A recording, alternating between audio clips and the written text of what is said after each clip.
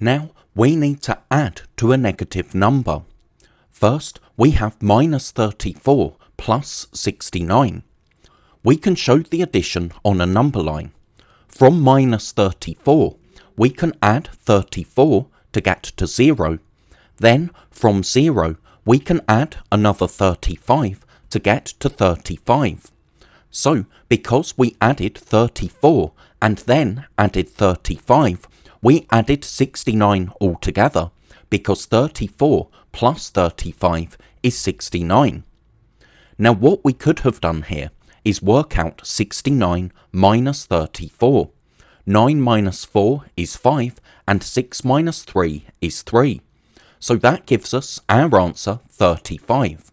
Because when we've already added 34 to get to 0, subtracting 34 gives us the number that we need to add on our next jump. Now we have minus 3 plus 83. So from minus 3, we can add 3 to get to 0.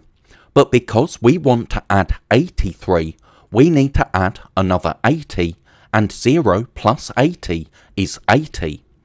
Now again, what we could have done here is work out 83 minus 3. That's 80, so that's our answer.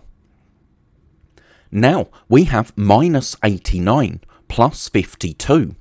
So for this question, our answer is going to be a negative number, and that's because 52 is less than 89. So from 89, adding 52 will take us to minus 37. Now what we can do to answer this question is work out 89 minus 52. 9 minus 2 is 7, and 8 minus 5 is 3. But because 52 is less than 89, we need to write a negative sign in front of our number. So our answer is minus 37. Notice 35 is the answer to 69 minus 34. 80 is the answer to 83 minus 3. And though we've not shown it here, minus 37 is the answer to 52 minus 89. We did 89 minus 52 and put a negative sign in front of our answer because we saw that 52 was less than 89, so we knew that our answer would be negative.